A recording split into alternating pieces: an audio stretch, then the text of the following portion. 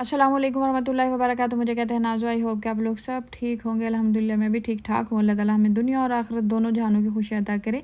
इसी दुआ के साथ वेलकम करती हूँ आप सबको अपनी न्यू ब्रांड रेसिपी में। मैं आज बनाने जा रही हूँ अरेबिक एपेटाइज़र, जो कि बेसिकली तो बीफ से ही बनते हैं, लेकिन मैं चिकन के बना रही हूँ। चिकन के भी बनते हैं लेकिन बीफ के बेसिकली इसकी ओरिजिनल रेसिपी बीफ की ही है। तो यहाँ मैंने ले लिया है चिकन। इसको अच्छे तरीके से वॉश करके इसको छोटे छोटे पीसेस में काट के इसका मैं कीमा बना लूँगी। ठीक है। और ये बहुत ही ज़बरदस्त रेसिपी है, डिनर के लिए बहुत अच्छी है, लाइट है और बच्चों के लंच के लिए बहुत ज़बरदस्त है। लंच के लिए ये आइडिया बहुत ज़बरदस्त है। अच्छा जी, यहाँ मैंने ले लिए कीमा, इसका बनाऊँगी।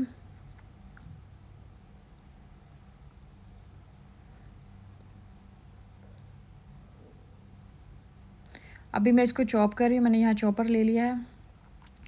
तो इसके अंदर हम अनियन भी ऐड करते हैं, थोड़ा सा लहसुन भी ऐड करते हैं और धनिया, इसके अलावा शिमला मिर्च वगैरह भी हम इसके अंदर ऐड कर सकते हैं। थोड़ा सा टमाटर जो है उसमें पानी होता है, इसलिए वो ना ही इस्तेमाल करें। तो लेकिन बाकी चीज़ें हम इसमें इस्तेमाल कर सकते हैं, इसका टेस्ट भी बहुत अच्छा है। टमाटर भी इस्तेमाल कर लें। हमने कौन सा इसके कबाब बनाने हैं, हम इसके अंदर फिलिंग करनी है ना, रोटी की वो इसके अंदर फिलिंग करनी है, तो वो सही रहेगी।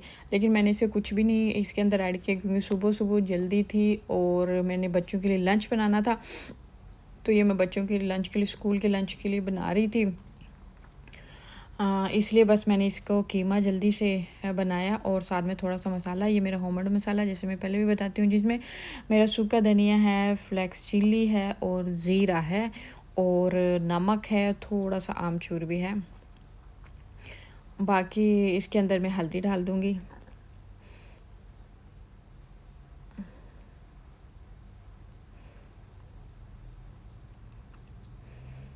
ये मिक्स हो गया है, ये मेरा बैटर तैयार हो चुका है स्टफ़ के लिए। अभी मैं लूँगी खुबज़। अच्छा, खुबज़ के अंदर ही ये बनाई जाती है बेसिकली, ओरिजिनल जो है।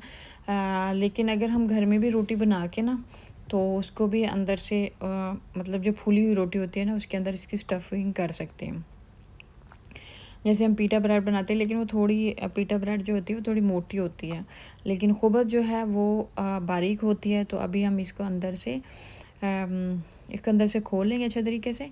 खोलने के बाद हम इसको भर देंगे कीमे से, इसकी स्टफिंग कर देंगे।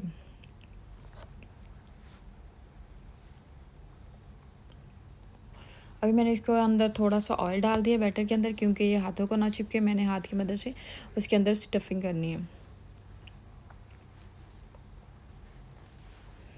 ये जो अरेबिक हैं यहाँ के अरबी लोग, वो इसको मशावी यानी कि बारबेक्यू है ना, उसी के साथ सर्व करते हैं। और ये बारबेक्यू ग्रिल के ऊपर ही ज़्यादातर बनाई जाती है, लेकिन मैं इसको तवे पे बनाऊंगी। अभी मैंने इसकी स्टफिंग कर ली है, एक रोटी की, इसी तरह दूसरी रोटी की भी करूँगी। अभी ये दूसरी रोटी ले लिया, इसको भी खोल लूँगी और इसके अंदर भी स्टफिंग करूँगी।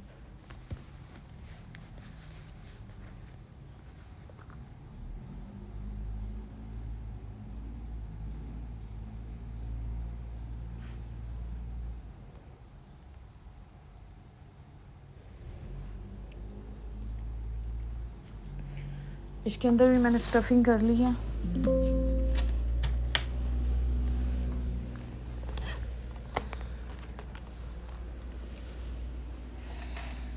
अच्छा जी, अभी जो है हम इसको ऑयल वॉश कर लेंगे।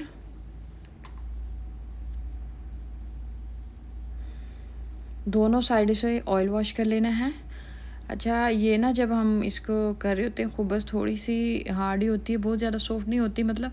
लेकिन अगर हम इसको तवे पे पकाएंगे ऑयल के साथ, तो ये मत समझे कि ये बहुत ज़्यादा अकड़ जाएगी। अकड़ेगी ऐसा कुछ नहीं है। जैसे अकड़ेगी ना, उसके बाद जो है वो थोड़ी देर हम रखेंगे तो ये सॉफ्ट हो जाएगी। हार्ड होगी मतलब हार्ड हो जाएगी। पहले तो जब हम बनाएंगे तो उसमें हार्ड हो जाएगी, लेकिन जब हम इसको रख देंगे थोड़ी देर के लिए, तो उसमें उसके बाद ना ये थोड़ा सा सॉफ्ट हो जाएगी।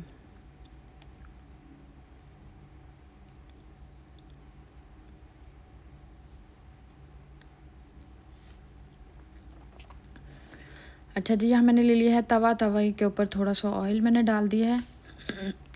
और यहाँ ये ध्यान रखना है कि हम इसके अंदर चिकन का कीमा है और इसको हमने पकाना है, ठीक है। इसको पकाना है तो इसके लिए जो होगा कि वो हमने मीडियम लो रखना है, फ्लेम मीडियम रखनी है, ठीक है। ना बहुत ज़्यादा लो हो और ना बहुत ज़्यादा हाई हाई ना हो, मीडियम हो। अच्छा, ये इस तरह हो जाए कि जब तो यूँ लग रहा है ये बहुत ज़्यादा हार्ड हो गई है, लेकिन ऐसा कुछ भी नहीं है। थोड़ी देर में हम इसको रखेंगे, उसके बाद इसकी कटिंग करेंगे तो ये सॉफ्ट हो जाती है।